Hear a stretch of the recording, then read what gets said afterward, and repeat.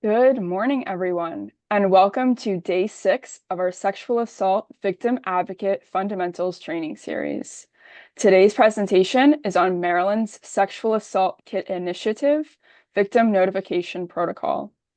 Before we begin, I would like to provide a sensitive subject matter warning. Today's training contains sensitive subject matter and may cause participants to experience strong emotional reactions. We encourage you to take care of yourself during today's training and reach out to your support networks for help if needed. And with that, I'll turn it over to our presenter for the day for her to introduce herself. Thank you. Good morning, everyone. I'm Laura Jessic. I'm the Sexual Assault Kit Initiative and Sexual Assault Response Team Program Manager with MCASA. I'm here with you all this morning. Thanks for joining me Monday morning. But I'm going to talk about the Sexual Assault Kit Initiative um, Victim Notification Protocol. And today, our learning objectives are to identify at least two Maryland, is that at the end of the training today, you'll be able to identify at least two Maryland SAKI project goals. You'll be able to explain the guiding principles of the Maryland Victim Notification Protocol and outline the steps of the victim notification process. So while we think about those objectives and what you may know already about the Sexual Assault Kit Initiative, I'm going to ask you all to think about, and I promise this ties in, but when you order something online and it takes a long time to arrive to you, using some emojis, you can enter in the chat how it kind of feels when a package is delayed, it takes an extra amount of time to get to you, or it's lost, maybe especially when it's an emotional package, a birthday gift or something for the holiday season. How does that delay kind of make you feel? And while we do that, I'm going to start sharing my screen. Yeah, I see some eye rolls and angry faces. Oh, some crazy faces. Yeah. It's a pretty frustrating. I'm loving all of these emojis, but it's a pretty frustrating thing to experience. And so today it's kind of, I recognize it's a bit of a crude analogy, but when we're comparing how our emotions are tied to that package we've ordered, we've spent money on, and then we think about a package of evidence. So, what we're talking about today is sexual assault evidence kits. So, a package of evidence, this is swabs and sometimes blood and urine drawn from somebody's body after a traumatic event. And it's all packaged into the sexual assault evidence kit or a rape kit. And we're going to talk about what has happened with a lot of those kits in the state of Maryland and across the country, and what we're doing to address those, the issues with those kits today. I will say, I do try engage with you all and to engage with you all throughout the presentation. So I'm going to keep an eye on the chat. But if I miss any questions, I'll try and circle back to them at the end, or I'll connect with Alyssa to get some answers out to you all after today's presentation. So before we dive into the content itself, the presentation today was funded by the Federal Sexual Assault Kit Initiative Grant, or SAKI. So the opinions in this presentation are not those of the federal government or specifically the Bureau of Justice Assistance, but they did fund the creation of today's training. So we'll start out with a brief overview of the project and what the money or SAKI can be used to do. This is a national project. Again, it's the Bureau of Justice Assistance who funds this. And some of the things that we can work on, obviously, the overarching goal is to address the number of unsubmitted or untested SAKEs or sexual assault evidence kits in the country. So, unfortunately, as we talked about with a number of the kits, these packaged evidence kits, A lot of them have sat untested and unaddressed in law enforcement agencies across the country for years or even decades. And so while we think about the emotions tied to our delays packages, I want to think about how that would feel, how it feels for survivors to know that they had this evidence collected, they reported a crime to the police, and it sat. It never went off to a lab, nothing. It sat untested and unaddressed for years or decades. So the money is used to address those. And that can be through testing, but it doesn't stop at just testing the kits. We'll get into that a little bit further in today's presentation. We also want to address and make sure that we prevent a future backlog from occurring. So Maryland did a lot of work to make sure that as we test these older kits in the backlog, that we actually address make sure we're not accruing one as we move through the backlog as well. So the funding is used for a variety of different things, and it can be used for inventorying to understand how many untested kits are in your inventory, tracking of those kits, and testing those kits. Also for supportive investigations and prosecution, and for victim services and engagement. So the one thing that SAKI did really well, in my opinion, is they understood that this is not just checking the box. This funding, while dedicated, a lot of it is dedicated to testing the kits. They said that you have to use the money for more than just checking that box and testing the kits. You need to support investigating these cases as well, and you need to support the survivors. So what we talk about and what MCASA is responsible for supporting survivors is through victim services and engagement, which we call victim notification. So the federal government, again, did a great job with this money and said, you can't just test the kits. You also have to use this funding to support the survivors and with the overarching goal of holding offenders accountable in a court of law. There's a couple other uses that SAKI money can be used for. Maryland didn't apply for these, but it is something that's possible for in the future down the road if SAKI money continues out of the federal government. So you can use SAKI funds for VICAP, which stands for the Violent Criminal Apprehension Program. So instead of looking at DNA that may be found through testing a kit, VICAP looks at the facts of the case, maybe like the MO or the modus operandi for offenders or certain characteristics of offender. So instead of checking DNA, they may be able to say, okay, we have a survivor who reported being assaulted by somebody wearing a black ski mask, but they also had on a necklace with a S charm hanging from it and a snake tattoo on their left forearm.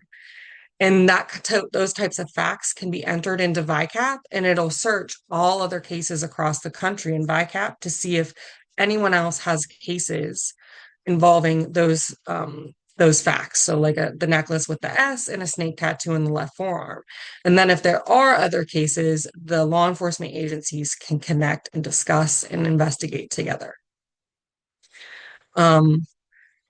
And then we also have lawfully owed DNA projects. So lawfully owed DNA projects, unfortunately, a lot of states and jurisdictions have found that when offenders were prosecuted and said that as part of their sentence, they had to have their DNA collected and entered into the National DNA Database known as CODIS, that DNA was never collected. So unfortunately, people have, been sentenced, served their sentence, and released. And even though part of their sentence was to have the DNA collected, it was never done. So SAKI can also support the collection of those DNA samples that were missed. And then additionally, money can also be used for storing sexual assault evidence kits. And we'll talk about a little bit how Maryland may need to look into and explore storage options for kits in the future. So before we talk a little bit about Maryland and what we're using our money for, I wanted to get everyone's thoughts on how many untested or partially tested kits you think Maryland has that were collected from the survivor. So the case is older than May 1st, 2018. So I'll give it a couple seconds.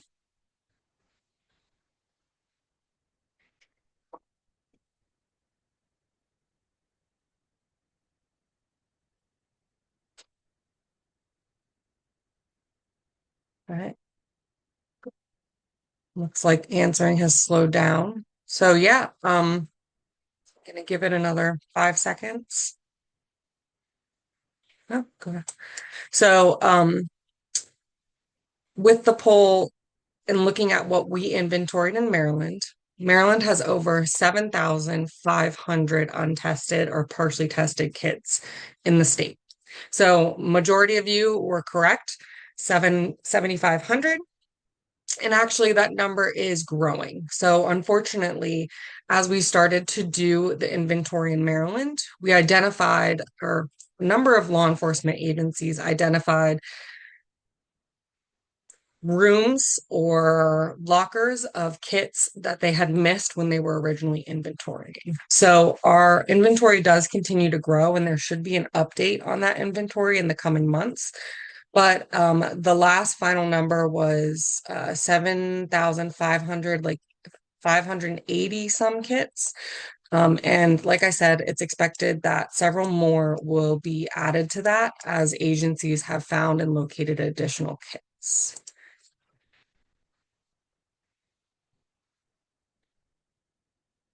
So I'm looking at the chat. I'll answer the question about anonymous or Jane Doe exams and kits as later on in this slide. So I will circle back to that. So for Maryland, our SAKI project aimed to address the following items on your screen. So our first step was to conduct that inventory and see how many kits we were dealing with. We did a preliminary inventory in like 2016, 2017. And at that time, we asked law enforcement agencies to just report how many kits were untested in their possession. And in 2018, we had a total tally of about 3,500. So that's what we were expecting. And then somehow when we got the SAKI funding and we did an inventory beginning in 2018, all of a sudden that number doubled.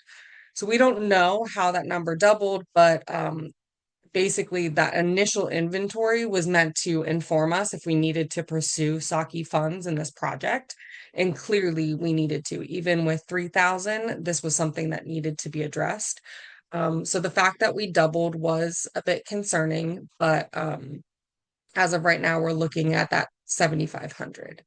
Obviously, we want to test the kits, so funding went to testing, and we'll talk about at the end of today's presentation about opportunities for tracking the tested kits or kits in general. So again, the idea of making sure we don't end up with a future backlog, we need to be able to track the kits and make sure we're testing things as we should be.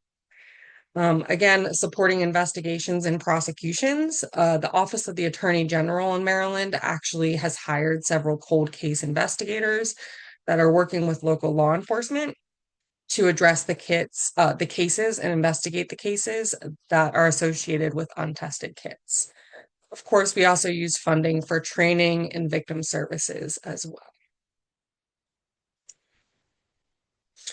So we're specifically focusing today on how we're engaging the survivors with untested kits. So like I said, some of these cases and kits were collected years or decades ago. So when we talk about a backlog today, again, I'm talking about any kit that was collected before May 1st, 2018. So as of right now, that's all of those cases are over 5 years old. But then if we look at how far back our inventory goes, some of the oldest cases of untested kits go back to the late 1980s. So some of these survivors have truly waited decades to learn about what happened to their kit. So today we're talking about how MCASA engages those survivors to learn about their kit. So we developed a notification protocol. The protocol was developed through MCASA with the state's Sexual Assault Evidence Kit Policy and Funding Committee. That committee is chaired by the Maryland Attorney General, and it's basically a statewide sexual assault response team. It consists of prosecutors, forensic nurses, law enforcement, crime lab personnel, advocates, as well as some government agencies like the Office of the Attorney General, the Governor's Office of Crime Prevention and Policy, and then there's various other stakeholders as well. like the Board of Nursing, the Maryland Hospital Association. The goal of the SAKE committee is to address all issues pertaining to sexual assault evidence kits. That can be their collection, testing, tracking, storage, etc., and generally sexual assault response in Maryland. So MCASA is the agency leading the efforts for victim notification. And so the first thing we did when developing our protocol was research current practices used by other SAKI sites. So we got our grant in 2018, and there had been other sites that existed for several years that had been engaging victims. So we wanted to explore what practices they used. And what we found was there was no uniform approach to victim notification. And really, I don't know that there can be a fits all approach to victim notification because survivors are human beings. So everyone will have a different response and reaction. So we were really trying to find out what best practices were. And we just, again, everyone had different reactions and different thoughts. But what we found was a study by the Joyful Heart Foundation, which is founded by Mariska Hargitay, if you're familiar, and the backlog. .org. And so they researched they did focus groups with survivors that were affected by the backlog and asked how they would want to be engaged about their untested kit. And the majority of them said they wanted to be informed about their untested kit, regardless of what the results were, because they felt that that package of evidence was physically part of them. It belonged to them, and they deserved to know when something happened to it. So we were very interested in that component, and we actually took a notify all approach, and we'll talk about that a little bit more today. But when other SAKI sites do sometimes choose to only notify survivors if they want to prosecute their case or in very particular circumstances. Otherwise, they don't contact survivors at all about their untested kit. So when we developed this notify all approach, we went around to all the sexual assault response teams in Maryland and discussed this with the SAKE committee and various stakeholders to discuss this development. So we decided to get input from everyone to see how they felt about our notify all approach. And while there were some conflicting opinions, generally speaking, we did land, like I said, on notifying everyone about their untested kit, regardless of what the results were or the status of the case. And we'll talk a little bit about why we landed on that in a couple slides. I will say also, yes, April, I see your question about the victim. How is the victim process initiated? I will literally talk about that for several slides, go through step by step what happens in the process of notification and how survivors can engage. Today, even though I feel like I should have this slide a little bit earlier in the presentation, but just a note that our protocol, and when I speak today, we tend to use the word victim, but I do use victim and survivor interchangeably.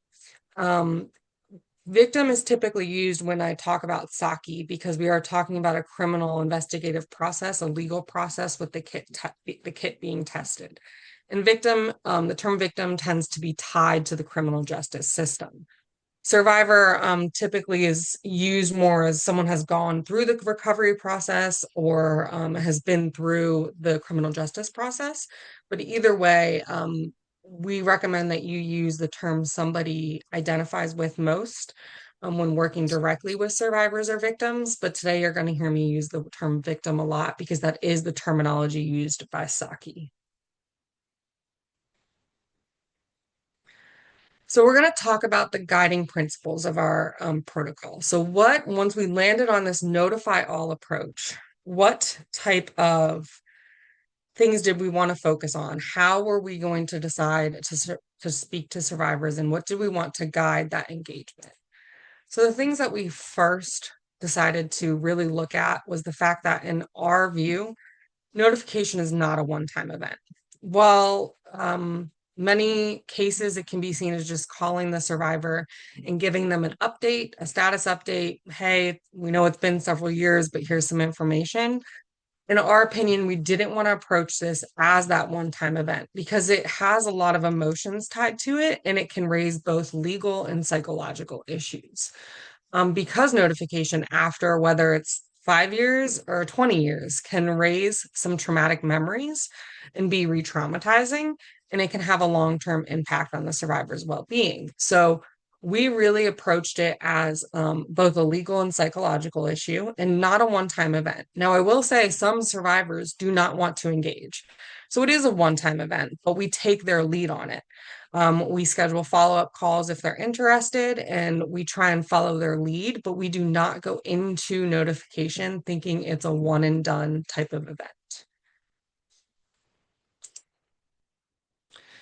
Then we decided to incorporate, as I'm sure you're all familiar with, the terminology or the term victim-centered. We figured that any type of work involving victims or survivors needs to center on the individual. So the victim should be the center of all decisions that are being made. They should be allowed to decide, and those decisions should be honored by all of those parties involved. So whether that's a law enforcement investigator or an advocate or a prosecutor, we really aim to make sure the victim's choices are heard, and that includes their safety and well-being. So in this case, for some survivors, they may choose not to engage. And that may be because they're not willing to kind of go back and revisit that part of their life. And even if law enforcement feels they have a case that they want to investigate and they think they have a case that could be prosecuted, our protocol centers around honoring the survivor's decision, which has happened in the years that SAKI has been um, under works in the state. We have had survivors choose not to engage, even though law enforcement felt that they had a case they wanted to investigate and it could be prosecuted. And it was very hard for law enforcement at times to accept that that was the survivor's decision. But we really aim to honor that, especially after so much time has passed. And some survivors are just not up to revisiting that. Um, So just like survivors have the right to choose not to engage, in the example I just gave, survivors also have the right to engage and get answers. So even if law enforcement doesn't feel that they have a case or next steps that they could investigate, doesn't change the fact that the survivor and our protocol has the right to choose to get information and answers and meet with law enforcement if they'd like. So again, centering everything around the victim's choice and their well-being. And then, of course, just like victim center, we also aim to be trauma informed. So this really runs parallel to being victim centered, but being trauma informed means putting the victim's emotional and physical safety at the center of the notification process.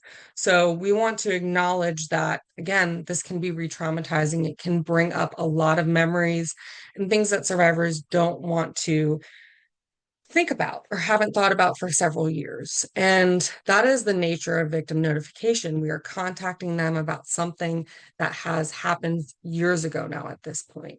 So it's hard to prevent re-traumatization. The nature of notification is going to be somewhat re-traumatizing.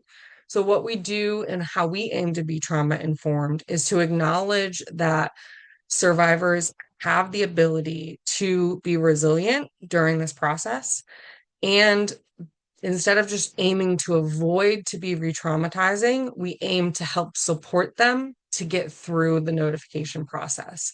So we aim to provide them with information and resources and services and overall support. Like I said, we don't aim for this to be a one-time event. So we set up those follow-up calls. We continue to have conversations with these survivors so they're not alone as they're processing this. This is all about strengthening the victim's capacity to recover versus preventing re-traumatization altogether. And then we also aim to be trauma informed by educating everyone, service providers and victims, about the impact of trauma on survivors' health and well-being.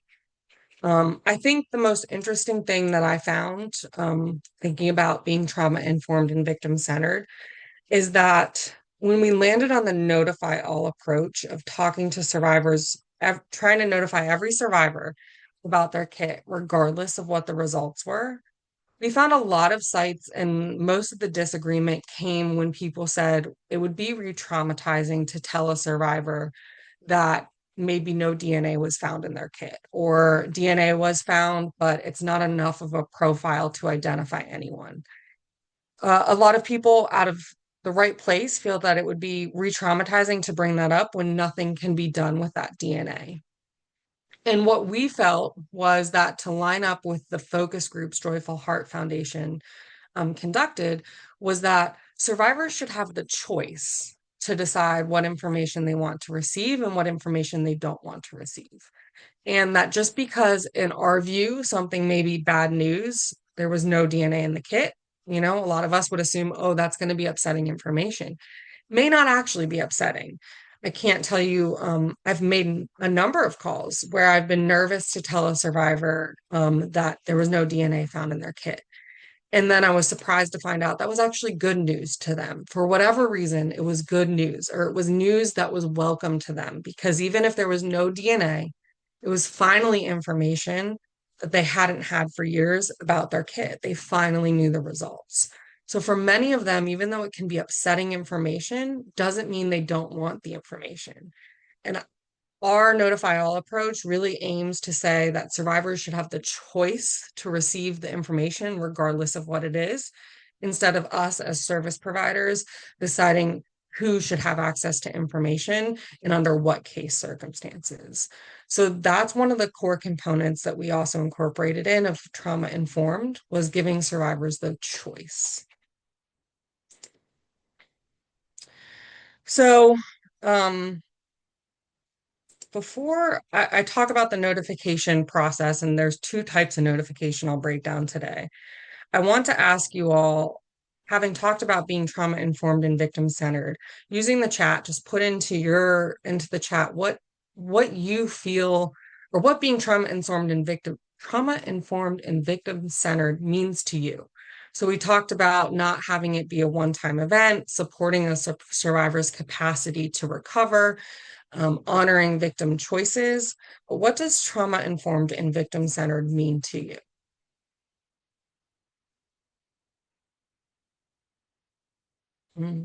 Giving them back autonomy. Yeah. And empowering them.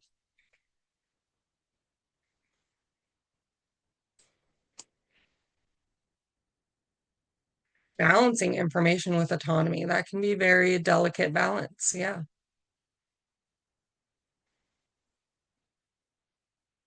Mm. Offer in-person notification and consultation, counseling with legal implications. Yeah. Providing the information so they can make informed decisions. Giving them double honor in place of shame. I like that. Being neutral. Yeah.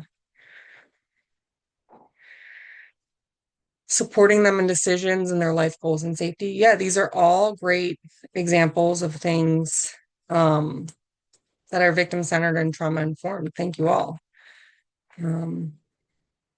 I could keep reading these for like the rest of the presentation, but I have to move on.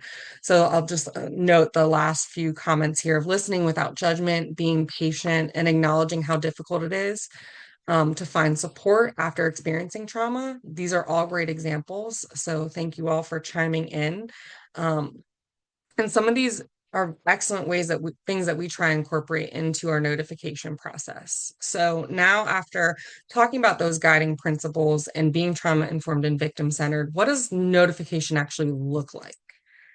So we have two types of notification outlined in our notification protocol. The first type is an active notification process. So this is where we as practitioners or advocates are contacting survivors to let them know there's information about their previously untested kit. So this is an active phone call and it's a cold call. So this is something where the survivor is not necessarily aware they may be being contacted about their kit. And we're letting them know out of the blue that there's new information about their case and their kit that is available to them if they would like to receive it. Now, this is something that can be incredibly difficult. This is a difficult phone call to receive and it's a difficult phone call to make because when we're making that call as the advocate, we don't know the circumstances the survivor is currently under. So we don't know if they're at work, in a meeting, in a car, on Bluetooth with their family in the car. We don't know any of these things. So when doing active notification, we have to be very mindful and very careful about how we make those phone calls. So we start out the notification with active notification by being notified by law enforcement that this survivor's kit was untested and has now been tested. We go through some information with them to learn what the status of their case is, and then we attempt that contact. Regardless of what choice the survivor makes during that phone call, whether they want to receive that information or not, every single survivor is given the opportunity to be referred to counseling and therapy, long-term advocacy support through the Rape Crisis Center, and a legal consultation with MCASA's Sexual Assault Legal Institute if they have any legal questions or civil concerns. So again, this type of notification is a cold call, which makes it very difficult, but it is one type of notification that we conduct in Maryland. The other is an opt-in notification process. So this is where the survivor is contacting us as practitioners and advocates and saying, hey, I never learned what happened to my kit, and I'd like to find out. So during the opt-in notification call, MCASA's advocates may not have any information about their case. So this call really focuses on what their wishes are at the time of their opt-in. Do they want to be notified about their kit? And if so, how and by who? And under what circumstances. So this is gaining all of their notification or contact preferences, their phone number. Is it safe to leave a voicemail message? Can we text that phone number? Do you want an advocate to call you, or would you prefer a detective to call you, or multiple people together as a team? We go through all of those preferences. And once somebody opts in, then it's MCASA's advocate's job to then contact law enforcement and attempt to see what the status of the kit is and provide that information to the survivor. Survivors can use the opt-in line to opt out. So a survivor could contact us and say, I heard about this project. I had a kit collected in 2012. I never heard anything about it, and I don't want to be contacted. I don't want to be reminded of that. I've closed that door and I don't need to be contacted. And we'll document all of that to ensure that no one contacts this survivor unless they change their mind in the future. So these are the two types of notification. And like I said, either dynamic, whether it's the active notification where we're conducting the cold call or the opt-in, we let the survivor lead the conversation. So do they want to be notified or not? If so, what type of information would they like to receive and how? And I think that the one thing I'll note, because the opt-in information line where a survivor can opt in is excellent in theory. In theory, survivors can call us, initiate the process. They don't have to fill a form out or anything. They just have to answer some questions that we have for them to help us kind of track down their kit. And they can also email us and put all of this in writing. The problem that we've encountered is that so many survivors are unaware that there's a backlog, or unfortunately, they are aware, but they have an inherent faith that their kit is not part of the backlog. So there's this hope that they still hold on to, that they're not part of that backlog. And we find that a lot in our active notification calls. When we start the conversation by explaining what the SAKI project is, and many survivors say, oh yeah, I've heard of that, but my kit was tested, right? And we have to explain to them under whatever circumstances why their kit wasn't tested. So unfortunately, in order for the opt-in notification line to be most effective, survivors would have to be aware that their kit was never tested. And some survivors just aren't. Some survivors say they know they were never informed about the results, but they just assumed that because nothing was found in their kit. Instead of, wondering if it was ever tested at all. So that creates a little bit of a complication with the information line. But we do still advertise it. We have various social media posts and things like that too, that we ask that people share and post or put flyers about in their working spaces to let people know that this is an option. Even if somebody is believes their kit was tested, but they never got the results. That's what the opt-in information line is there for. So even if a kit wasn't part of the backlog and it was tested when the case was originally investigated in, say, 2012, we can still get them the answer about the testing results. So when thinking about when we're going to conduct these notifications, I'm going to ask a poll. And while you guys think about this poll, I'm going to provide some more details. But when is the best time to conduct victim notifications? Before we test a kit, once testing is complete, only when offender is identified, only when prosecution is being considered, or case by case. And I guess I kind of already gave away what our approach in Maryland right now, but still would appreciate your input.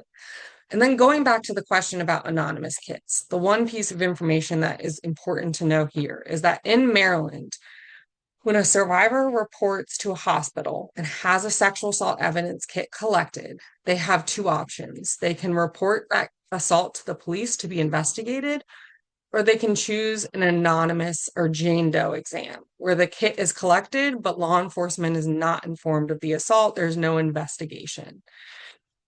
And so, in Maryland, when that kit is collected and a survivor reports to the police for an investigation, that is a consent for the kit to be tested.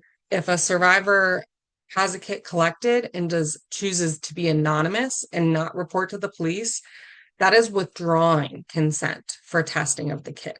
So to answer the question from earlier, in Maryland, anonymous kits are never tested unless a survivor comes forward at a later time to initiate an investigation and testing. All other kits should be tested in Maryland. So looking at the poll results, we see that the majority of you said case by case consideration for when notification should take place. We have a couple saying before we test any historical kit, once testing is complete, or only when offender is identified. So I know I kind of already gave this away. These are all great considerations, and we had to really break down what we wanted to do in Maryland and what this was going to look like. And ultimately, what we landed on was that all kits would be tested and testing would take place after, and notification would take place after testing occurs. So, in most cases, we're notifying survivors about their untested kit once testing is complete and a result is available. This is when survivors are informed about those results and what next steps may take place regarding their case and an investigation. This includes that any type of testing result, whether DNA was found or DNA wasn't found, whether DNA was entered into CODIS, which is the Combined DNA Index System, which is a national violent offender DNA database, or not. And at first, I was a little hesitant about making some of those phone calls because, you have assumptions that you shouldn't have, but where you assume some news will be good news and some news will be bad news for survivors. And like I said earlier, I found that I'm completely wrong. I have no idea what will be good news to a survivor and what will not be. And that's really part of the foundation of why we choose that notify all approach versus only notifying somebody if the case is going to be prosecuted. Because the survivor, again, they had that kit collected and they deserve to know what happened to it. That's what the Joyful Heart Foundation focus groups with survivors indicated. And that we wanted to make sure that we gave the survivors a choice. So we do have cases where we contact survivors and they say, thanks for calling me, but I'm good. I don't need to know the results. I'm not going to engage. I've had therapy. I'm in a good place and I'm not going to revisit that. And we leave it at that. We don't force them to receive any information. We don't force them to meet with law enforcement. Their choice is the center of what happens next. So to answer two questions in the chat, how long are anonymous kits retained for? In Maryland, all kits, including anonymous kits, are stored for a minimum of 75 years. There are two exceptions to that where you can destroy a kit prior to the 75-year marker, and they're pretty hard to meet. So the first exception is that the offender or offenders have been convicted and sentenced, and all appeals have been completed. There's no more appeals available to them, or the sentence was complete, I should say. And the other one is that through testing the kit, all identified offenders or perpetrators are now deceased. So other than that, all kits are stored for 75 years. And then for all kits being tested except for anonymous kits in Maryland.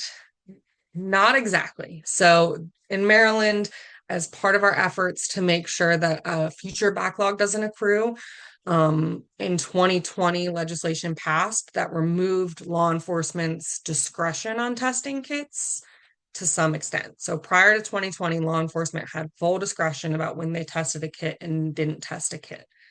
And then in 2020, we passed legislation that kind of said all kits must be tested unless one of four situations is met. So there are four reasons in the state of Maryland that a kit may not be tested. I'm going to try and move through these pretty fast because I know I'm time limited, but I can make sure Alyssa gets some information and resources so you guys can look at. There's some FAQs on this in the statutory language, but essentially, one of the exemptions is anonymous. So survivor doesn't give consent to the testing of their kit. That can also be somebody that reports to the police and then disengages. So withdrawal of consent. Then there's also the perpetrator is convicted or takes a plea and his DNA or her DNA is already in CODIS. So in this scenario, the perpetrator is a known perpetrator. They are, charged and take a plea or are convicted, and their DNA is already in CODIS. So we already know we can tie them to other violent crimes. In that case, the kit would not be tested. The other two scenarios to not test a kit are a bit more discretionary. So they are what law enforcement deems as unfounded false and what law enforcement deems as unfounded baseless. So in these scenarios, this is when law enforcement has discovered that it's a false report, which we all know is very low in terms of statistics, and then also where law enforcement investigates the case and the facts of the case do not constitute a crime. So those are the other two scenarios. Those are your four exemptions for testing, and I can provide more information to send out with Alyssa, but there are some guidelines for this. Law enforcement is not supposed to be able to say like, oh, I just don't believe this victim. They have to have clear evidence proving something is false. So there's a bit of more guidance around that. I'll look at the chat here in a second, but also moving back to this slide. In most cases, we're notifying survivors after testing takes place.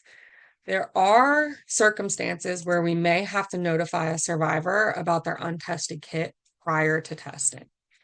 Now, going back to notifying after testing takes place, was decided because survivors consented to testing of their kit when they had their kit collected.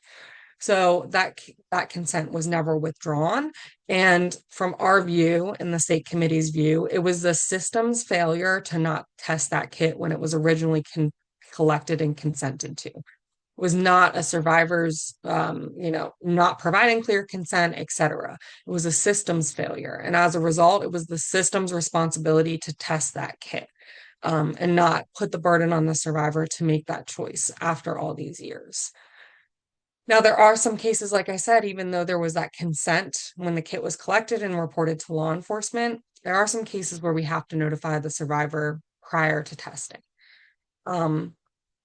The first is that a waiver was involved. So prior to 2020, law enforcement was able to use waivers of investigation. Waivers of investigation were forms that law enforcement would ask a survivor to sign that said they did not want their case investigated and they would not hold the law enforcement agency accountable or liable for not investigating their case. And a lot of those forms also said that the survivor would never come forward again and ask to reopen their case. These are now banned and prohibited in Maryland and a lot of other places across the country because they were misused. There were cases, we've seen a lot of horrific details where waivers were presented to survivors when they were under the influence, or, obviously experiencing trauma, or they may have been pressured into it. So we're contacting survivors who signed waivers to let them know that even if the waiver said they could not come forward in the future and reopen their case, they can have their kit tested now. And I would say what's really interesting is the majority of those survivors either don't remember ever signing any form or waiver, or do, but felt that they were presented with that waiver because all investigative leads were taken and they assumed their kit was tested as part of those investigative leads. So a lot of them feel betrayed or confused as to the fact that apparently they have a waiver on file or that their kit was not tested, even though they were presented with the waiver. So a lot of those survivors do choose to re-engage and have their kit submitted for testing today. The other pre-testing notification process is for consensual partner samples. This has shifted since we initiated the SAKI project, but originally we were contacting survivors, and this was a horrible experience as an advocate, to ask them if they had any consensual partners around the time of the assault. So again, we may be talking about an assault that happened in 1997 or 2003. And we were supposed to ask them if they remember having any consensual partners. We found this to be a very re-traumatizing phone call. Survivors often felt betrayed that nobody asked them this when their kit was collected, that it kind of made many survivors feel that no one took their case seriously and they never planned to test the kit. That's why they never asked about consensual partners. And a lot of survivors felt embarrassed or ashamed that they couldn't remember. The purpose of this is that when a kit is tested, if there's more than one DNA profile found, or even just one, it is the lab and law enforcement's responsibility to rule out a consensual partner to the best of their ability. That way, you're not putting a consensual partner's DNA profile into CODIS. So that is the purpose, which is a completely understandable purpose for having and asking about consensual partners. But it was just determined that the process of doing it prior to testing was unnecessarily re-traumatizing. And what we found, and was the opposite of what I expected, was while survivors that had a waiver on file tended to want their kit tested and re-engage with the process today, survivors we contacted about consensual partners did not want to re-engage. They, for whatever reason, I don't want to make assumptions, but they just felt that, no, thank you. I don't want to discuss my consensual partners, don't want to discuss that part of my life. It kind of closed that door. That was not what I was expecting. I don't know why, but I kind of expected it to be the opposite. So what we actually did, instead of asking these survivors about their consensual partners prior to testing, we've shifted it. So the kit will be tested, and then we only have to ask the survivor about consensual partners if it's necessary. So that bottom bullet point is now post-testing notification process. This we're getting much different responses to, because if we can tell a survivor, we've tested your kit today and DNA was found, we need to rule out if it was a consensual partner. Do you mind discussing any consensual partners you may have had around that time? That's a very different conversation than saying, hi, we found your kit as part of this backlog. I know it's been 10 years, but in order to test it, we need to know if you had any consensual partners. That's a very different conversation, and one, to me, is much more trauma-informed than the other.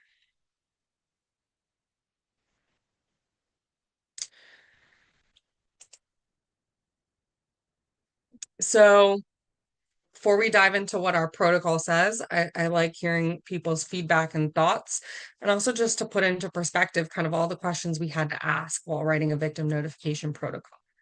So who do you think should be responsible for conducting these notifications? Again, keeping in mind that this is 5, 10, 20 years after an assault, and we don't know how the survivor will respond. So should it be a victim advocate, law enforcement, attorney, a nurse, or other? We'll give it a couple seconds.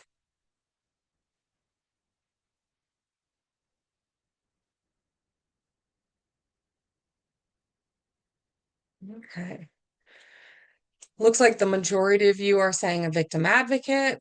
Close second, well, not close second, but a second place is law enforcement, attorney, and nurse. So if anyone has any thoughts on why you chose the profession that you chose, feel free to put that in the chat. And we'll provide some thoughts on what was behind the decision in our victim notification protocol. So Barbara put in the chat that if we want to ensure that notification is trauma informed, then definitely a victim advocate. I think and victim advocates are especially trained in victim services. Yeah, these are all great points. So when putting together our approach, we decided that keeping in mind victim advocates are specially trained, and particularly community-based victim advocates are confidential. So they can have confidential conversations with the survivor. And we're especially trained that we chose that the initial contact would come from a victim advocate. This is also because we don't know the circumstances and how a survivor may feel about the way law enforcement treated their case back when they originally reported.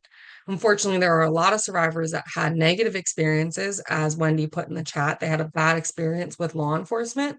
So that initial reaction to a law enforcement contact may be negative versus an advocate contact can explain the circumstances and maybe provide more specially targeted or specially designed services and conversations before bringing in law enforcement.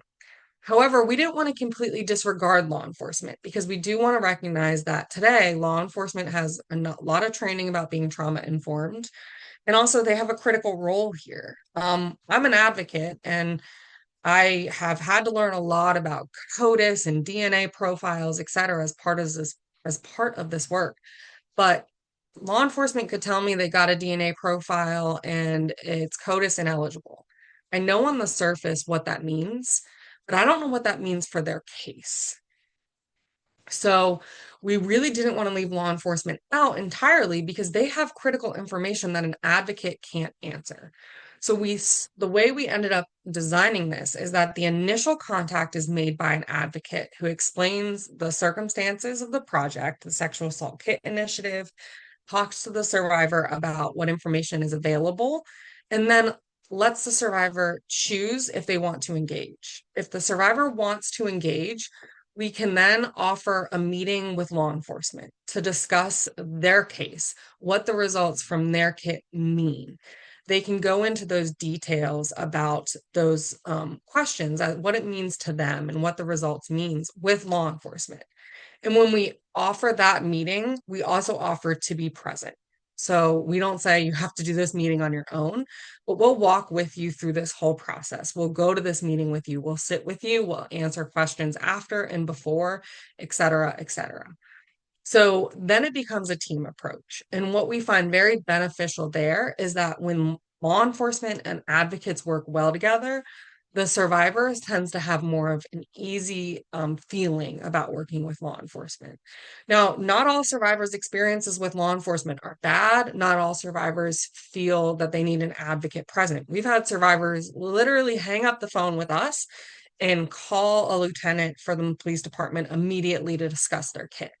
Or survivors say, I don't need you on the call. I'm just going to meet with law enforcement. That's fine. But again, we're centering around what the choice of the survivor is and what they need.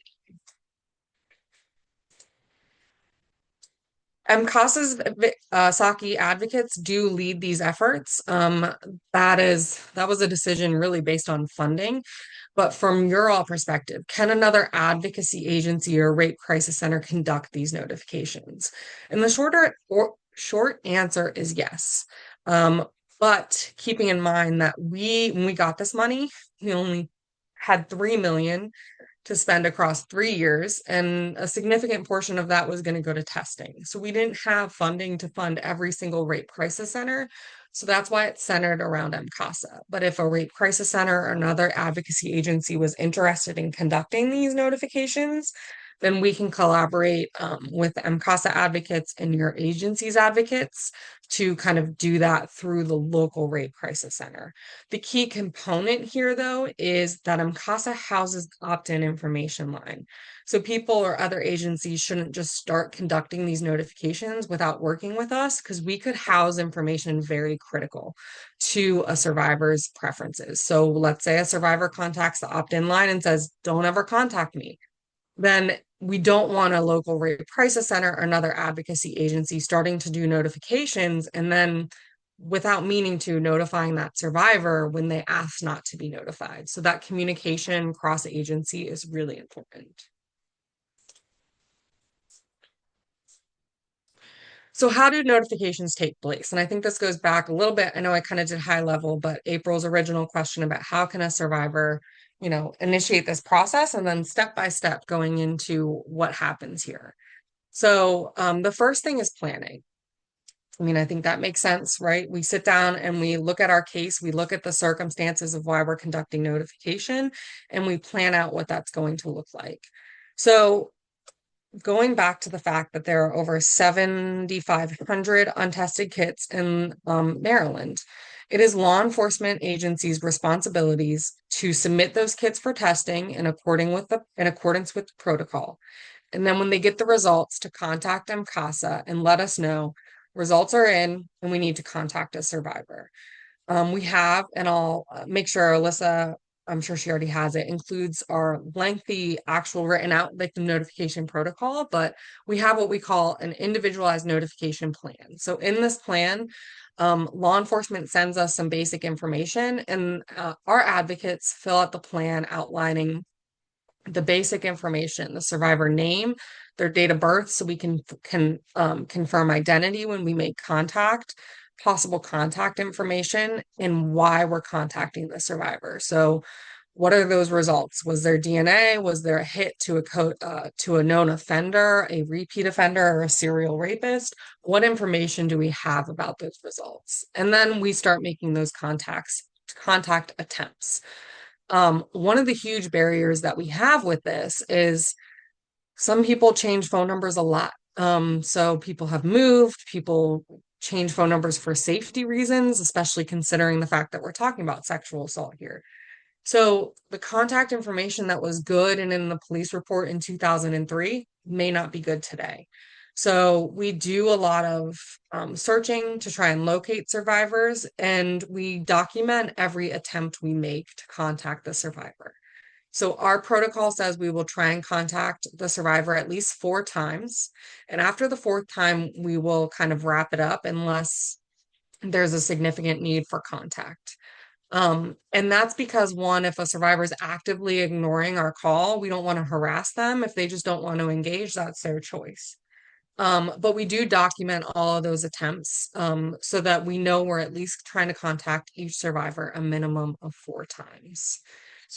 If, when law enforcement sends us a notification request, we will immediately check our opt-in database to see if that survivor has opted in and if they have notification preferences. So if they have notification preferences, we're going to honor those, whatever they are. So if we have a good phone number for them and we know they want to be contacted on Thursday afternoons, then those are the preferences we're going to honor.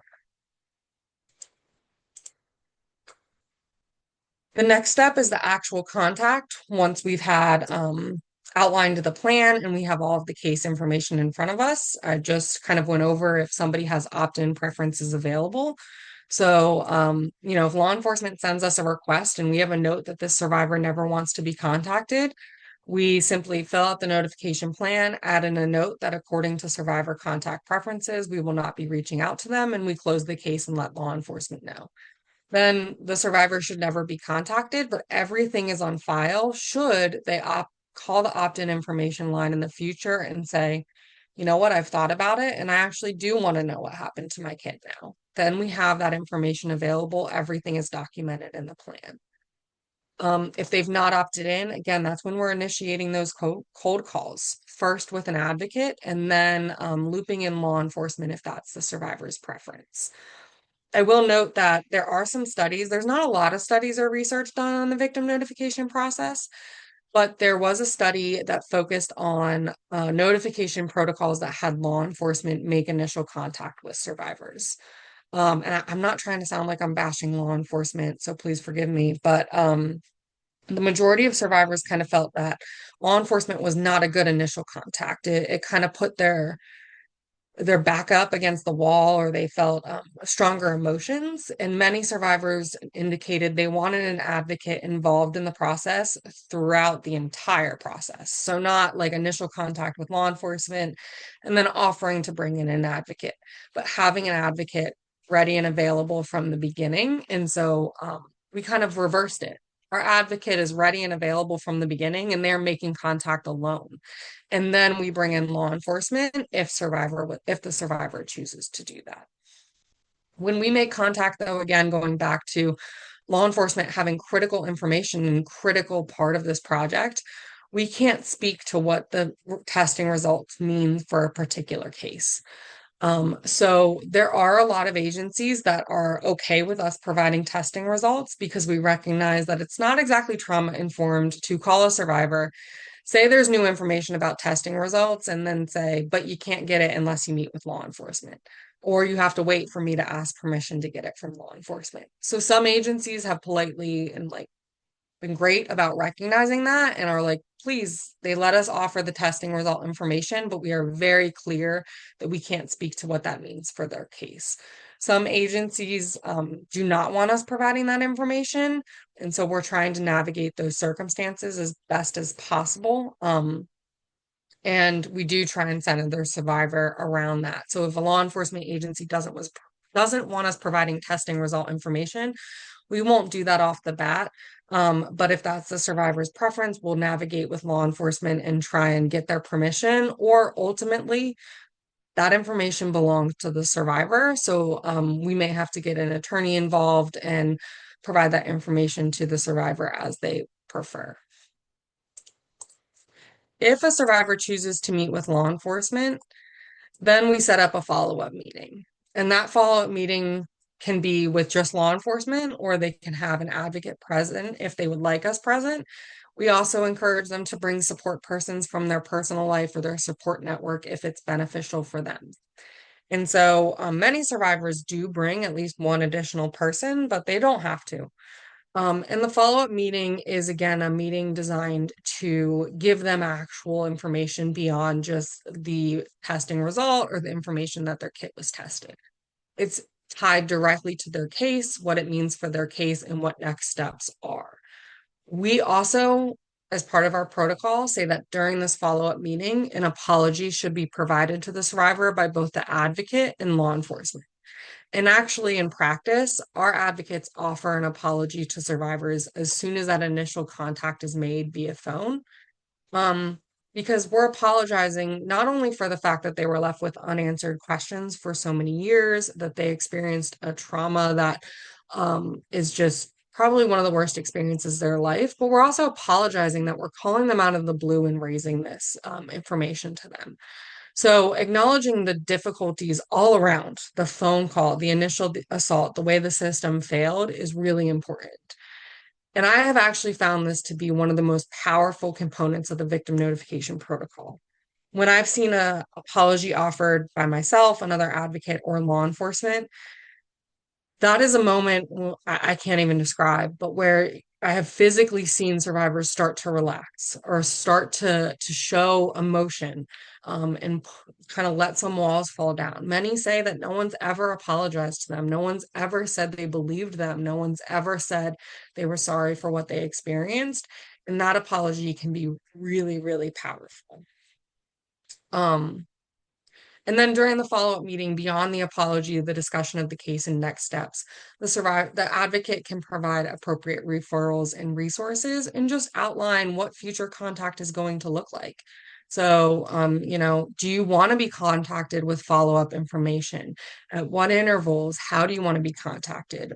That wrapping up of the notification meeting to determine how they're contacted in the future and what they need to move forward is kind of how the notification meeting wraps up. But going back to the apology, um, I already went over how I think it's absolutely critical and one of the most powerful things that I've seen as part of this notification process. And that actually is supported by research. So it helps build rapport and trust that was otherwise broken down. And survivors that receive an apology are more likely to engage in the criminal justice process or just with receiving information about their kit and their case. Um, we did receive some pushback about offering an apology where some individuals felt that it was admitting wrongdoing and therefore they were opening themselves up to lawsuits, etc. Um, my argument, quite frankly, was just that the opening for lawsuits is already present. The apology helps ease the survivor and then just simply acknowledges wrongdoing. Some people do have trouble with that because they feel that they were not part of the system that failed, so they shouldn't have to apologize. But what we're seeing again is a really powerful moment, and I'll just say that there was one survivor in particular who I remember when we apologized to her in a meeting, and law enforcement said they were sorry for what happened to her and they believed her. And it was in that moment where I could tell that the walls were coming down a little bit. She became emotional. You could start to see the emotion versus just the walls build up and trying to like kind of keep it together and present a like strong front.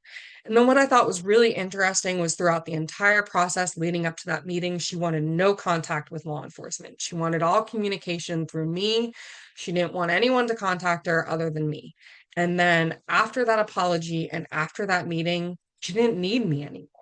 So she felt that she could trust the detective who gave that apology. She felt heard, she felt understood, and she was like, I'm fine if this detective contacts me directly. That and that's great. I don't have to be involved. We don't have to be involved. We'll be involved to the extent that somebody wants it and somebody needs it. And that was a very powerful moment, in my opinion. And to see that from her, all of a sudden, those walls coming down was excellent. So I'm not going to stay, I could keep talking about the apology for ages, but in our protocol, and I apologize, the font on this is very small, but there are tips for providing an apology in our notification protocol.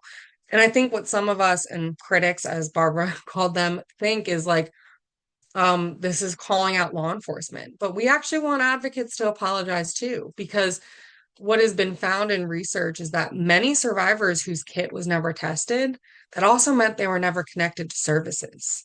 So it wasn't just a system failure in the criminal justice side, but our advocates, maybe not by choice or anything, but we weren't connecting with people that needed the connection. So also just apologizing and acknowledging the pain is really important and can, like I said, can go a long way. So the fourth step is to empower. We wrap up that notification meeting if somebody wants it. We discuss what it means for their case, go over any questions they have, and then what do they want moving forward? And then comparing that to what law enforcement may need moving forward.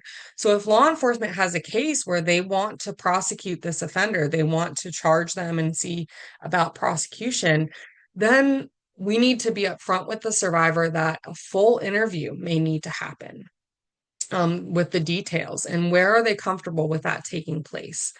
Do they want to do that? So some survivors may feel that they're not prepared and they're happy to receive the information, but they're not going to participate in any investigation or prosecution.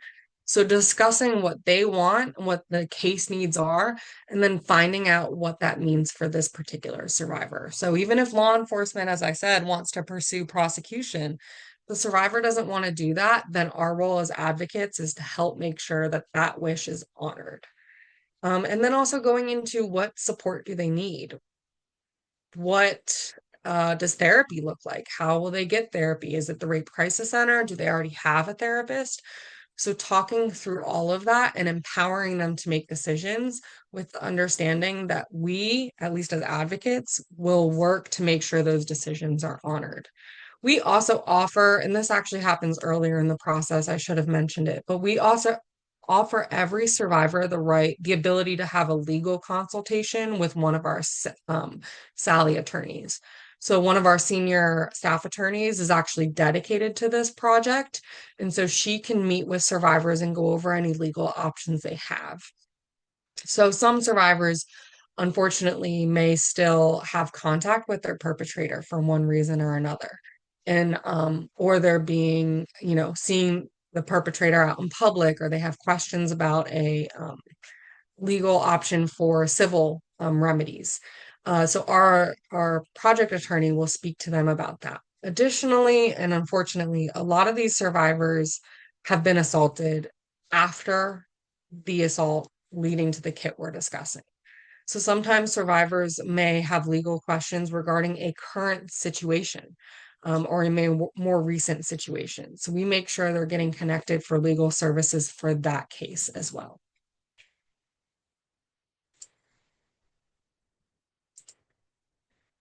Then we do have a survey that we ask survivors to complete if they'd want to, so we could get feedback about this process. I feel very strongly about the notify all approach because I just don't like the idea of making a decision for somebody about what information they have access to when it is so critical and pertinent to them. It's their information. So I feel very strongly about not making that decision. But if we start to hear from survivors that they wish they were never contacted when there was no DNA found in their kit, then we want to make sure we're listening to that and incorporating that into our protocol and changing our approaches. So we do have a survey that survivors can complete. And to be honest, the majority, I think all but I'd have to look at the results, but the majority have very strong opinions that the notification process was helpful for them. It helped them feel more informed and more supported when previously they didn't. We do ask for feedback on how the advocate responded to the survivor versus how they chose, if they chose to engage with law enforcement. So we asked for feedback on both their interactions with the advocate and law enforcement. And like I said, the majority of the survivors completing the survey are saying it was a very positive experience for them. I'm going to be upfront about the negative responses. When we tend to see negative responses, we're seeing it actually be in relation to law enforcement withholding information from the survivor. So for whatever reason, maybe the survivor opted in, wanted information about their kit, and then law enforcement was unwilling to provide that to them. We have seen those circumstances, or the law enforcement was unwilling to meet with them and they just provided information through an advocate. And we have seen negative feedback from survivors on that because there was an expectation that they'd be able to meet with law enforcement. So trying to navigate some of those circumstances by training law enforcement, letting them know about different statutory criteria about providing information to to survivors. We're exploring all of those options to kind of smooth out those processes. I think, let's see, April, I see your question, or we'll go to this poll before we dive into a couple things about what you guys can do as providers in the community and advocates. But what do you think is the most important aspect of the victim notification protocol? So we have allowing survivors to opt in or out, the team approach, so an advocate with law enforcement, the apology, or getting feedback. Or multiple. If you can't choose one, feel free to put in the chat if you have more than one opinion.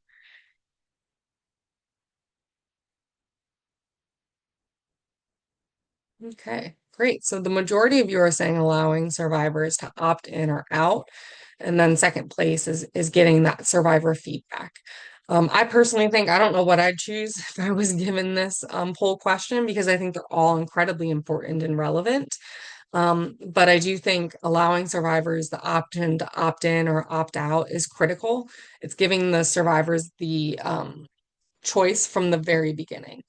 But part of what we struggle with, like I said, with the opt-in information line is making sure the public, including survivors, are aware of this project and the backlog in Maryland.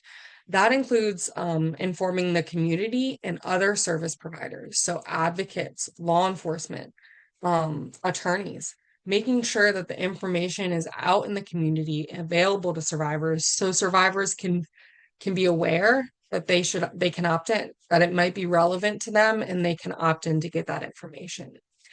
So if you're not already part of your local sexual assault response team or your agency isn't part of a SART, then definitely consider how you could get involved with the SART or other multidisciplinary efforts to communicate about how survivors may be impacted by SAKI. And this may be backlog kits. And this may also be current kits. So making sure that we're not just talking about the backlog because every kit is important, but letting everyone know that the backlog does exist. And encouraging or conducting outreach for agency participation. Unfortunately, we do have agencies that are just not participating. And this may be for a variety of issues, staffing trouble, issues with keeping up with current cases, and inability to go back to those historical cold cases, so to speak. So doing that agency outreach to see how your local agencies are participating, if they're participating, and if they're not, what could they use as support to become engaged? Because in Maryland, it is a statutory, I don't know if right is the right word, but statutory requirement that law enforcement provide survivors information about their kit if it's available. So, law enforcement, if a survivor asks for any information about the status of their kit, whether that be if their kit was submitted to the lab for testing or not, or if results are available and what those results are, law enforcement has 30 days to respond to that request from a survivor. So, engagement in this kind of project can help law enforcement agencies meet those statutory requirements and give survivors information that they have the right to access. So what's new under the SAKI project? A couple things I want to highlight, especially because you may have questions about what your local jurisdiction or county is looking at in terms of a backlog. So on our website, we have a SAKI impact map. So every law enforcement agency that has an inventory of untested kits is listed on this impact map. You can see how many kits are in their possession that are untested that are from before May 1st, 2018, and you can see how many they've tested so far. So you'll be able to see that at a county, like glimpse by the whole county, and then break down into each law enforcement agency within that county. So for example, if you're looking in Washington County, you can see the overall inventory for Washington County, but then you can break that down to see what Washington County Sheriff's Office inventory is and what Hagerstown Police Department's inventory is. I will note, full disclosure, some law enforcement agencies have their own supplemental funding. So you may see some lower testing numbers. That may not mean that they're not testing kits at all. It just may mean that they're using other funding, and we haven't been able to reflect that on our map yet. So for example, Baltimore City, I think the map currently shows that they haven't tested any kits. Out of their backlog, and that's inaccurate. They just have separate funding. So we're trying to get those updated and correct numbers to reflect there. We also purchased with SAKI funding and implemented a tracking system for all sexual assault evidence kits. So I'm going to end this presentation by circling back to that question at the very beginning about how a delayed or late or lost package makes you feel. Essentially, I know I do it all the time. If I ordered something, I start tracking it. I'll start looking to see when it's going to arrive, where to get to now. I follow it through the process. And I'm part of book of the month. So like every single month that I order a book, it really annoys me that I see my book go from Pennsylvania to Illinois, back to Pennsylvania, and then to me in Virginia.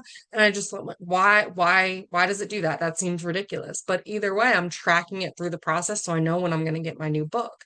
And that's essentially what the tracking system does. The tracking system allows law enforcement agencies, forensic programs out of hospitals, states' attorneys' offices, and crime labs track a kit through the whole process. And in my opinion, most importantly, the victims can access that too, and they can access it anonymously.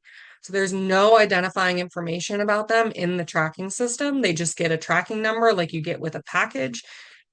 They can enter that along with a password and they can see where their kit is at in the process. So if they start noticing that, like, hey, my kit has been sitting at law enforcement and hasn't been sent to a crime lab for 2 months, that might prompt them to contact somebody, whether that's the SAKI opt-in information line or a rape crisis center or the detective, to see why their kit hasn't been sent to a crime lab yet.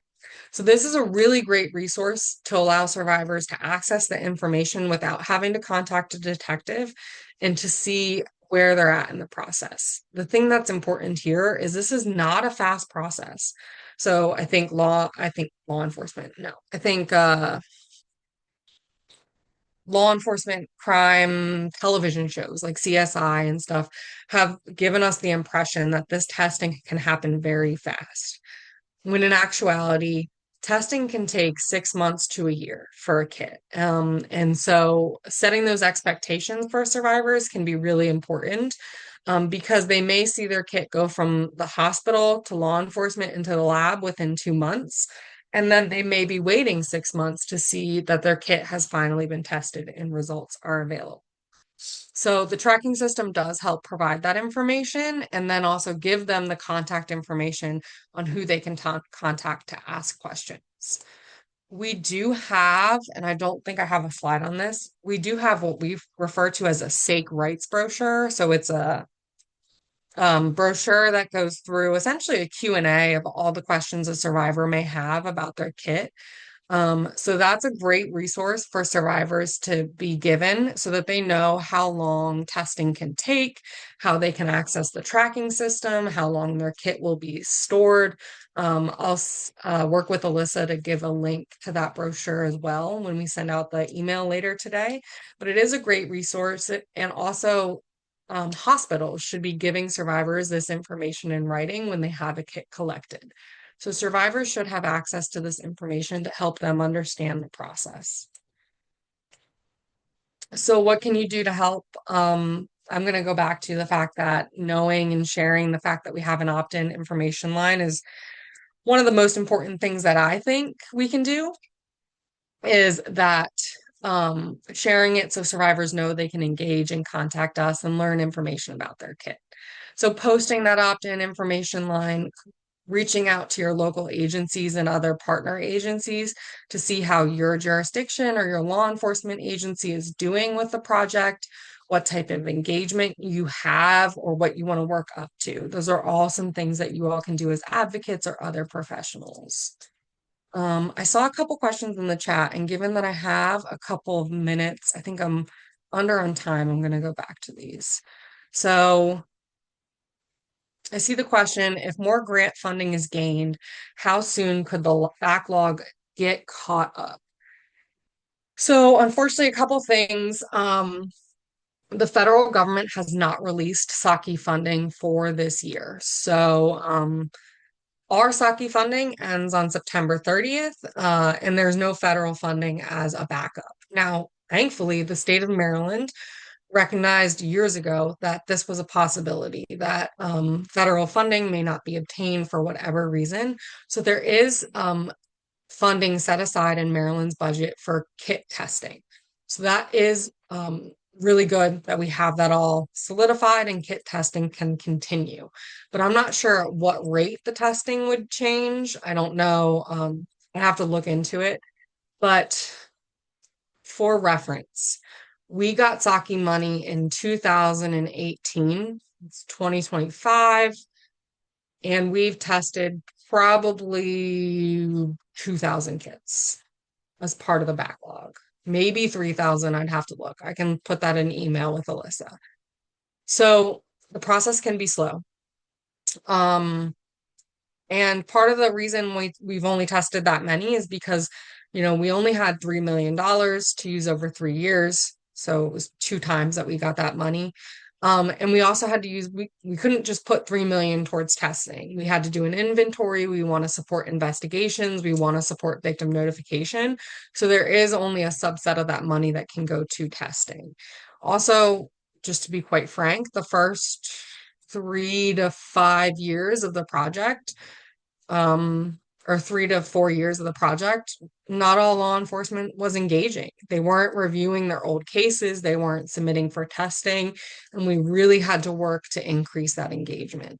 So, I mean, if we continue at that rate, what? Let's say we did it in 5 years. We still have like 10 more years to go. So hopefully we can pick up that process and get testing a bit faster and smoother. I also see the question, how are notifications handled with current cases? What happens if the victim does not survive the attack? Can a family member sign up for notification? So, in current cases, survivors can use the tracking system. They can also use that tracking system to set up notifications to be sent to them with status updates. That is all automated through the system. Survivors can use our opt-in information line for current cases as well. We don't specify that we'll only work with backlogs. So a survivor can contact our opt-in information line in a current case, say they're waiting for information, and we'll go over the notification process with them and their preferences. But generally speaking, law enforcement should be engaging in practices now that provide survivors with information in real time, or at least when they're contacted after a survivor notices an update in the tracking system, they are statutorily obligated to provide an update now within 30 days, as I said. Historically speaking, unfortunately, when we passed that legislation about the 30-day time frame for law enforcement to respond, several survivors shared their story where they waited years and years. They kept contacting law enforcement to ask for updates and nobody would give it to them. In one particular case, she testified that she called regularly for like 6 years. And then finally, someone actually answered her and told her her kit was destroyed after like 6 months and it had never been tested. So we've really implemented some best practices and legislation to prevent that from happening. In terms of deceased survivors, deceased victims, deceased individuals. We don't conduct notifications to a deceased victim's family and just a cold call because we don't know who the victim may have told about the assault, if they had survived it initially or has then passed. But if a individual passed away during an attack, it's a different process. I'm not sure. We're looking into that now. There's some discussions happening about deceased individuals in these cases and how those should take place. But generally speaking, we don't notify next of kin unless there's going to be a prosecution or something because we don't know what the individual told a loved one. And we don't want to essentially out them in their post after they've passed. So that's but that's not to say somebody can't opt in or ask and contact the opt-in line. We haven't had it. I think we would just say that we would probably need some type of proof. I don't know. I'd have to speak to our attorney to prove that they're next to kin and not maybe a perpetrator calling trying to get the results, because that'd be pretty terrifying.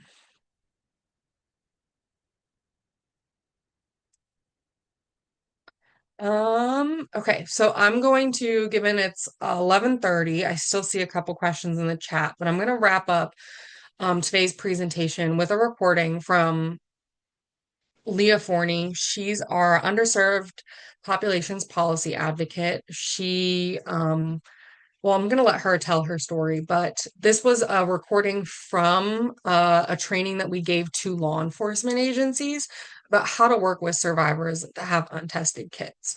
So I'm going to play this video, a couple things. I'm going to put on closed captions, but for whatever reason, the volume is really, really low.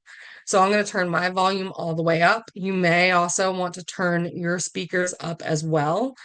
We will also share a link to this recording so that you can listen to it on your own time if you still had trouble hearing. I do apologize for the sound issues, but I think about a couple minutes in, it picks up and the sound kind of fixes itself. So,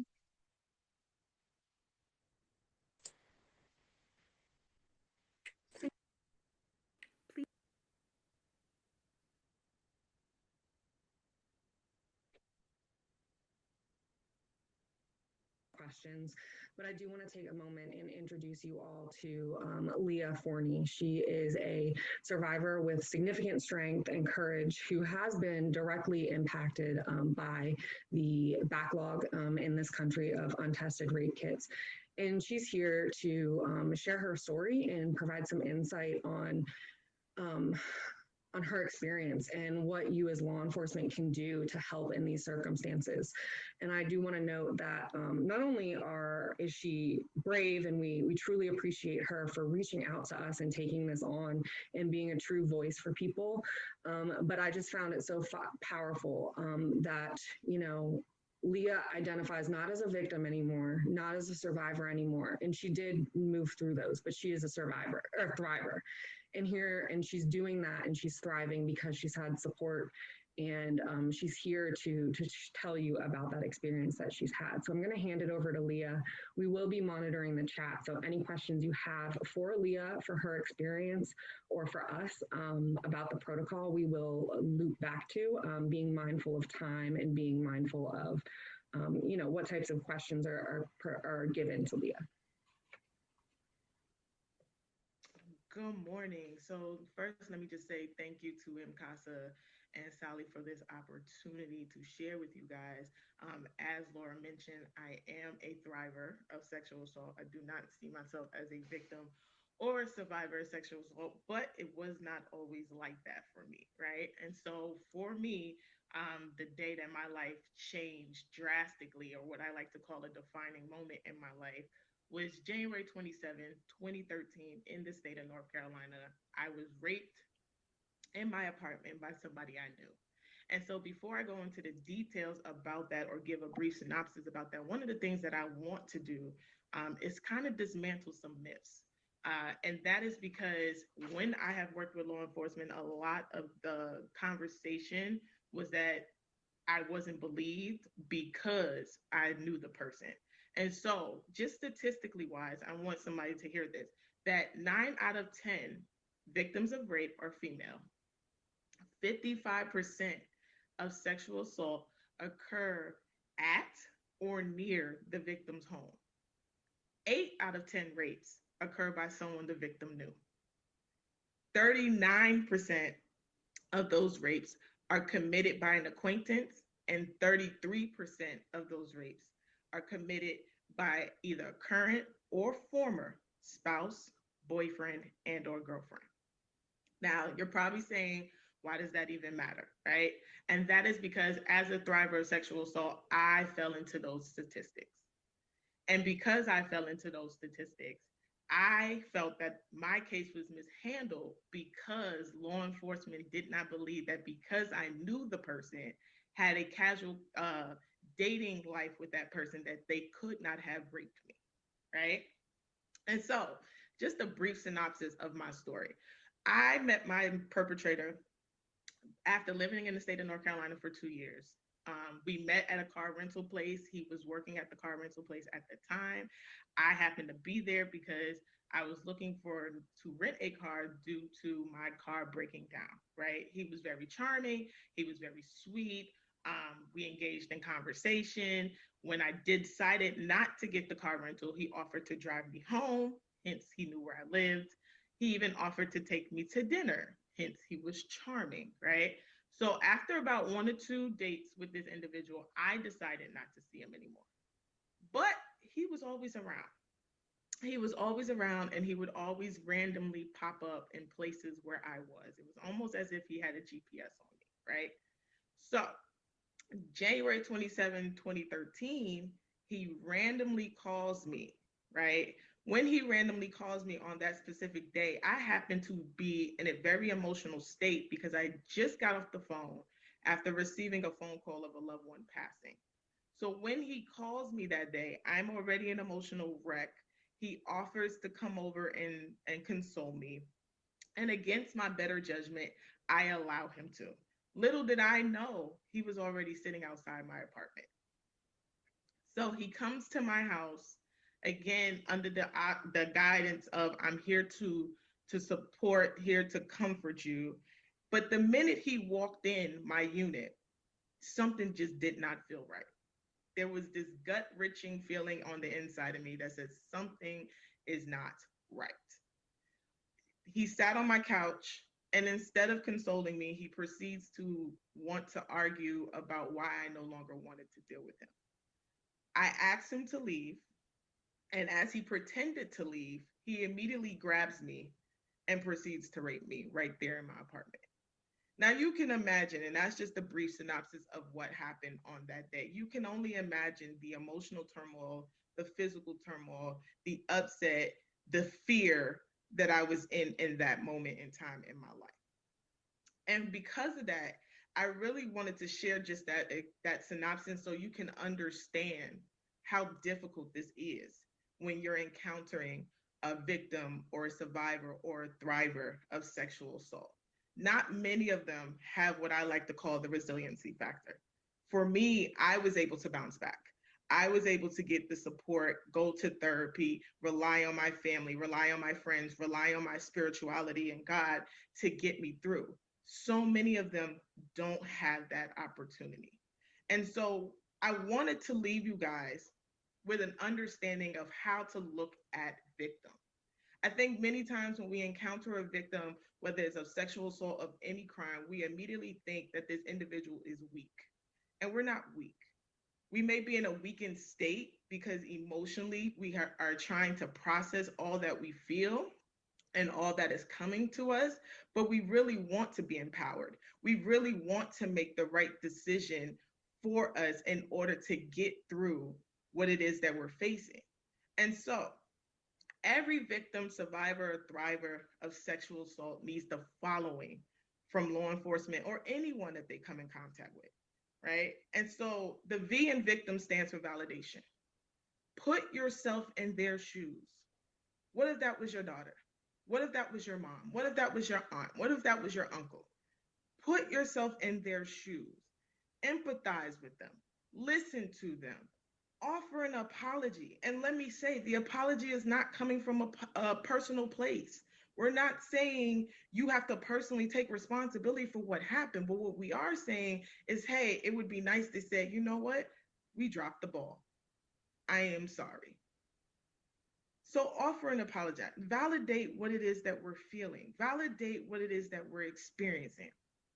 The I in victim stands for insight.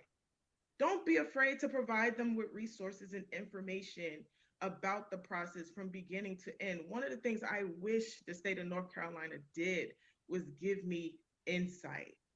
It's a lot of information that I found out 8 years later after my rape kit was tested that I wish I knew 8 years ago when I was going through this process.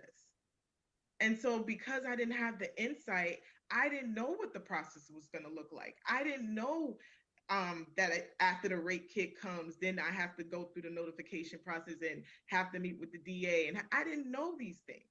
So provide the insight, give them the resources. And if you don't know, connect them to somebody that does know so that they feel like they can make a very informed decision about what it is that they want because this is their choice. The C in victim stands for compassion.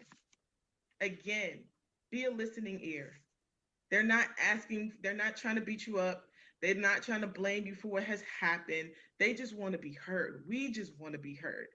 And again, I can only share from my experience. I wish that I was heard.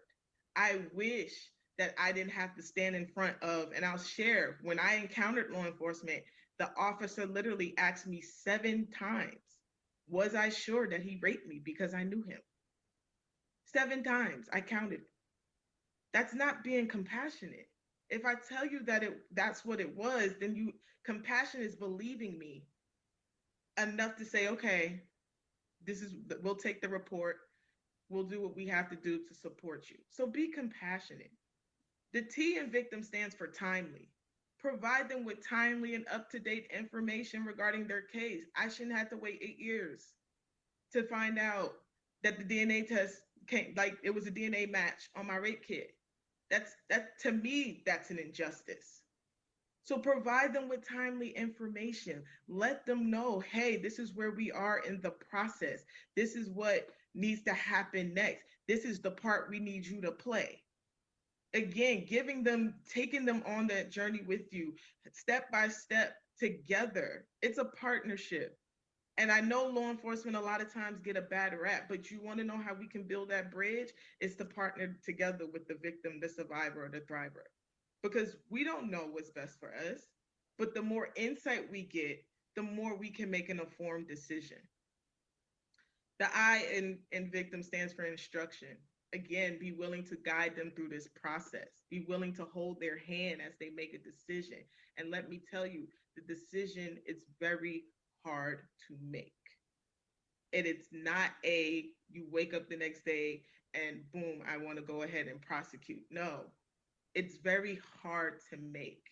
And so give that space. Be willing to be as patient as they need you to be during this process. Ask them, how can I support you in making this decision? Because again, it is not that easy to make. As someone who just had to make that decision again 8 years later for my rape kit, it wasn't easy. I went back and forth with my support system. I went back and forth in my mind. Prayed about it. I talked to my therapist about it. I did all these things to process just to make the decision.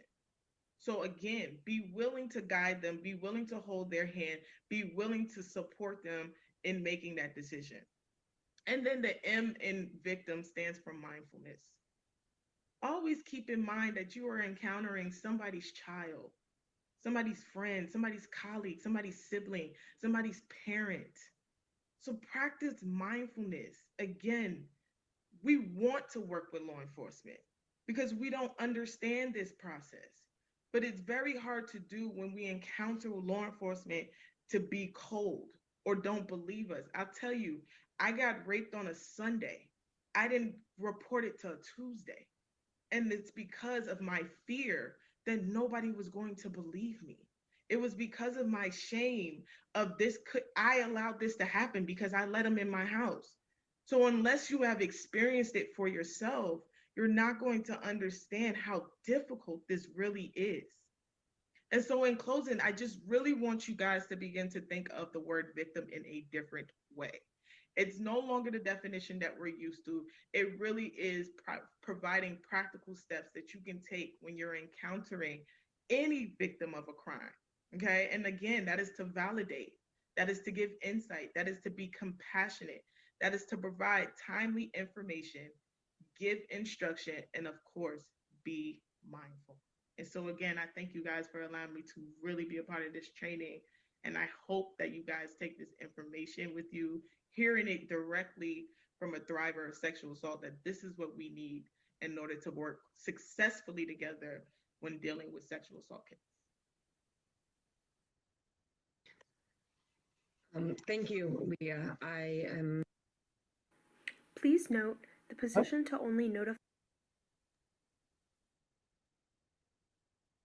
Okay, so that wraps up our presentation with Leah's story and thoughts on how to engage with survivors in general and those that are part of the backlog. You'll hear from Leah, I think, later this week for her presentation on serving underserved populations. She's an excellent trainer, so hopefully you'll enjoy that session. But in the meantime, my information is on the screen. I'm happy if anyone wants to reach out to me. about questions with the sexual assault kit initiative or victim notification. I know there were some questions in the chat I didn't get to, so I'll work with Alyssa to make sure that those answers get out to you in an email, either at the end of the day with the follow-up email from today or later this week. So I'll make sure to answer those. And then I think Alyssa will put a link to an evaluation in the chat. So I appreciate your feedback, and I hope you all have a great Monday. I see Leah's in the chat. So Leah, thanks for joining us. Yes, thank you, Leah, and thank you, Laura, for this presentation and for sharing your story. I posted the anonymous evaluation into the chat. Again, we greatly appreciate all feedback as we're constantly striving to improve. I will be sending out a follow-up email later today with a copy of the video recording, the PowerPoint slides, the evaluation link, and all of the resources that Laura discussed. And as she said before, I've been collecting questions in the chat, so I'll share those with her for follow-up as well. So thank you all again for coming, and we hope to see you tomorrow.